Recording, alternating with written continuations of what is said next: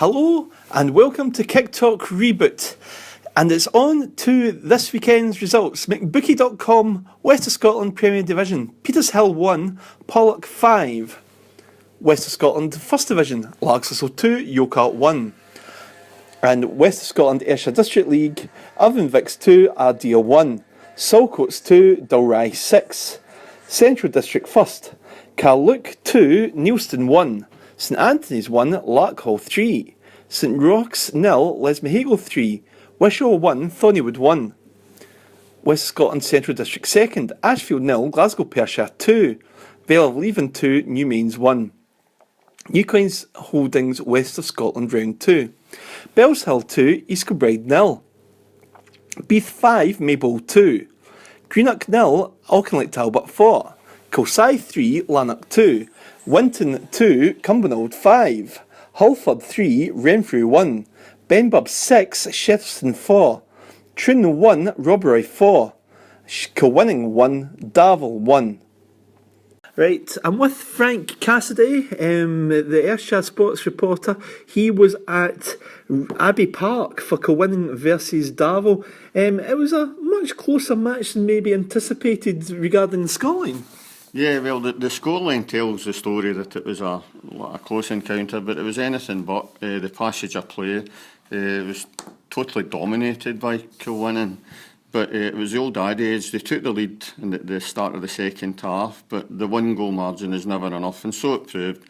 Darvel took the one basic opportunity they had in the second half to equalise the match, and if anything, they were actually seemed to be playing for penalties. And they got their wish as the 90 minutes came and went. It was remained stalemate. But I must mention the staff at Kilwinning Rangers. They've obviously worked hard on the pitch itself. The playing surface looked absolutely superb, and it was sort of ideal for a good football match, despite the rain that we'd had for a few days previously. So all credit to them.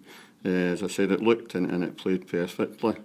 But speaking to us after the match, Chris Strain Jr., the Kilwinning manager, he had no doubts that his side deserved to win the match. They dominated possession, as I said, and basically if they'd been a wee bit more clinical in front of goal, it wouldn't get anywhere near a penalty shootout. Kilwinning won the match in the regulation 90 minutes. Yeah.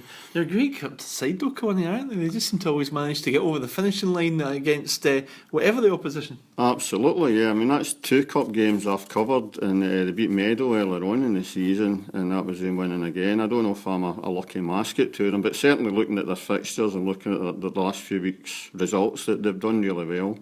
It's been a few weeks, in fact it's September the 19th since they lost a match to Kilsyth in the league, and they've put together a good wee run, which bodes well for the next few months. That's right. And what about Darvel though? I mean, Ayrshire District side. Callum, yeah, I mean, very, very well organised. The gaffer's got them really well organised. That's 2 weeks in a row for them. They played Luger the previous week, and they set out with a game plan to contain Kilwinning. Obviously they knew they would be under pressure for most of the match, and they dealt with it really well.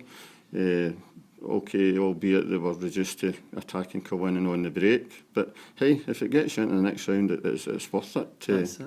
And it certainly made a difficult test. Just like around the junior grounds, there wasn't a lot of games played, but one of the big matches was Shettleston. They managed to they lost surprisingly, it had to be said, to Benburb. Now 6-4, that's like a tennis score. Yeah, absolutely, yeah. It's difficult to say. I mean, conditions were quite bad in the Glasgow area, so quite possibly the conditions had a hand in that. But I've got a theory, some teams sort of they don't prioritise cup matches. They sort of, the league matches are more important, and they maybe put out a shadow side, they maybe play some fringe players. I don't know if that's the case in this match, but certainly it was a short result. But 10 goals, I mean, I'd imagine the spectators enjoyed it. Yeah. And I see as well Pollock, they obviously newly promoted, which is a strange thing to say. They won 5-1 against Petershill, and it was Davy Winters who got a hat-trick. Looking into the Ayrshire District League though, Frank, Irvine Vics, they're going great guns, aren't they? 2-1 against Ardea. Yeah, fantastic. I mean, they've actually they've come on to a game, hitting a good run of form once again. Who's to say that the two urban teams might end up in the same league next season? Or they may... Yeah, I mean, this is it. Meadow have certainly been struggling, and it's just looking around the West, the New Coins Holding West of Scotland round 2. Talbot, strong as ever. You've seen them as well this season, 4-0 away at Greenock. Yeah, well, the usual Talbot. I can imagine it would be job done. They would I believe it was 3-0 at half time, so it was game over by the first 45. Tommy Sloan, I mean, it's a machine he's got there. They had a wee blip in the Senior Scottish Cup losing to the amateur side, Cumbernauld Colts, but again, these things happen in football. As someone once said, it's a funny old game. But Talbot keep on going. Tommy Sloan, it's got a conveyor belt of talent. And albeit both teams in the same league, but a disappointing result for Winton Rovers, losing 5-2 at home to Cumbernauld. Yeah, again, I'll be back to the old adage, like the Cup's maybe taking second place to league survival as far as Winton are concerned. Was it conditions? But again, it's another fairly surprising result. Cumbernauld are doing quite well. I've seen them a few times last season. I have to say they're quite a robust outfit. They work very hard, and I know they've risen up the league. And I think they're now doing quite well in the first division. But let's say, but all round though, it was given the like you say, the weather and the conditions. It just goes to show you that you still can't get games played. And like you say, full credit to Kilwinning, like you say, for that pitch. Absolutely. I mean, all right. There was only 2 goals. The penalty shootout was exciting, but in the other matches, seems to have been a goal fest. Which again, junior football, it's the magic of junior football. There's never massive gaps. With maybe the possible exception of Talbot and Meadow in more recent years, but you can maybe find the team at the bottom can beat the team at the top without batting an eyelid, and nobody else bats an eyelid. There's never a dull moment in the juniors, Frank. Okay, that's great. Thanks very much. Brilliant, Frank. And now it's on to my report from Barfields Park, where the score on the McBookie.com West First Division was Largs Thistle 2, Yoker 1. Thistle had to roll their sleeves up and really battle for the points after a testing encounter against Yoker. It was a terrific header from Craig Little on 3 minutes, following a lofted free kick from Gary Phillips out on the right, which opened the scoring for Largs. Thistle could have gone 2 up if they'd won a penalty kick. James Marks' cross-come shot appeared to be handled by a Yoker defender. Video evidence certainly seemed to suggest so. But no penalty was given. And Yoker equalised near the half hour. A ball out the blue. A pacing cross from Rankin was headed home by Jones from 5 yards out near the left-hand post. Thistle had a goal ruled out as both sides went into the break level pegging. Largs pushed ahead though after 56 minutes. It was a corner out on the left hand side, headed on by Little to Sean Pearce, who bulleted home from close range. So 2-1 to Largs. Moments later, another great move down the right released Matthew Santos. He whipped in a shot which was brilliantly parried over the bar. And again, the Yoker keeper came to the rescue to deny Alan Gilbride's point blank header from a corner, which seemed to be a certain goal.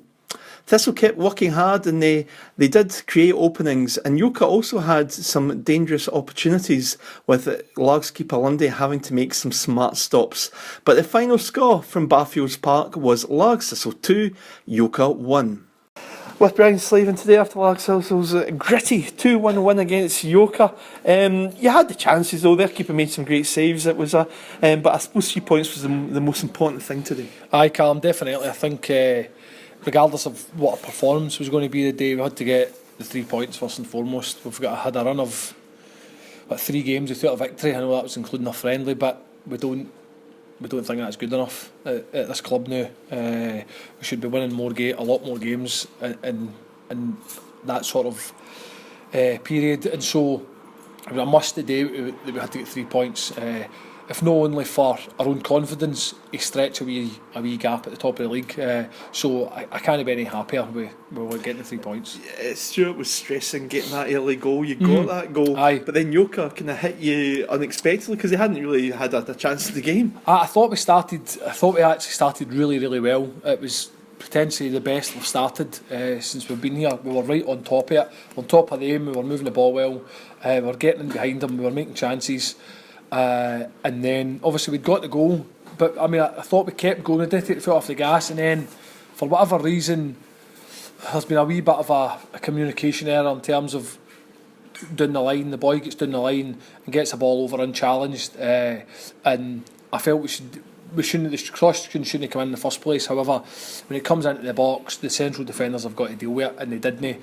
And we're then back at one each, and they get their tails up a wee bit at that point and came into the game, and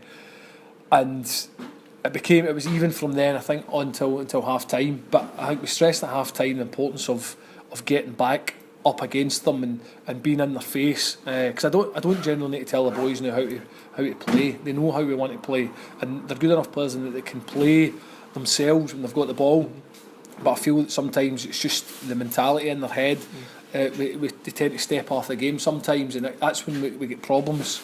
But second half we went right back out. We were getting into their face, and I thought we dominated the majority of the second half, to be honest. So I can't really remember that Yoker having a chance really in the second half. Don't get me wrong, Ross Lundy's made one good save, right down low, which maybe changes the game if they score it. But apart from that, I thought we pressed quite well, and could have had another few goals. That's right. I mean, their keeper made some crucial saves as well from Gilbride and Santos. Again, definitely, that was kind of the story last week as well. We had a few chances, goalie made a few good saves, and we were quite wasteful. But thankfully today we got the goals. And along with the goals, we've got 3 points, so I can't really complain anyway. Hey, Sean, come over here. Right, well, well as long as it's not a video. No, well done, Sean. Thanks very much. It was a crucial goal at a crucial time. Yeah, it was just a pleasure to be back in playing. The boys were telling me there was a fan in the crowd gave me a bit of stick for not doing well, and then obviously I was up with Duncan Ferguson in the box and just buried it. So delighted with the goal and delighted with the win. Good. It was a right tough match today though, and the great keeper made some brilliant saves as well. Yeah, I played with him at Drumchapel a few years ago. And he's a good goalkeeper. He was at Clydebank for a couple of years, never really got his chance, but his save for Big Al's header was top class. Good. But like I say, it was a right tough game, and it was great to get back to winning ways today, wasn't it? It was the 3 points were crucial. I think we would have liked to come down 4-0 win, but I enjoyed it better that it was a hard, tough game. Yeah. And coming out with a 2-1 win, it was a lot more enjoyable than coming down and just running over somebody. It was good. This is your second spell at Largs, isn't it, Sean? And it's been a great kind of run. And this is 15 games now unbeaten in the league. It must be really inspirational for you guys to keep that run going. It keeps you going in training. You know, I've not been in the squad. I've not been in the team for maybe 7 or 8 games now. But I know for a fact I've got to keep myself going in training, because as soon as the boys slip, then you've got a chance to go in, and that's what I've done today. But again, if I don't go in and do the business next week, then Frizz or Kev or Wally, one of them will be in the week after that. So keeps you on your toes in training. And good stuff. Don't want to get into trouble, but what was the penalty call that you got yellow carded for? There was a touch. It would have been a soft penalty, but it was never a booking. The defender was calling me a cheat, but I was an honest man. I couldn't stay on my feet. If I could stay on my feet and score a goal, then I would have stayed on my feet and scored a goal. But that was a penalty in my books. Yeah, there you go. And in terms of, like I say, good luck next week. Big game, but just like any other, 3 points. Hopefully the game's on. I know they had a game on today, and hopefully never chewed up too much. So if it's on next week, we're going to win. Right. Well, keep up that form. That Thanks was brilliant. Well done, Sean. Thanks okay, cheers. Brilliant. Thanks. Scoring debut in the league, just when he plays with that. I know. Okay.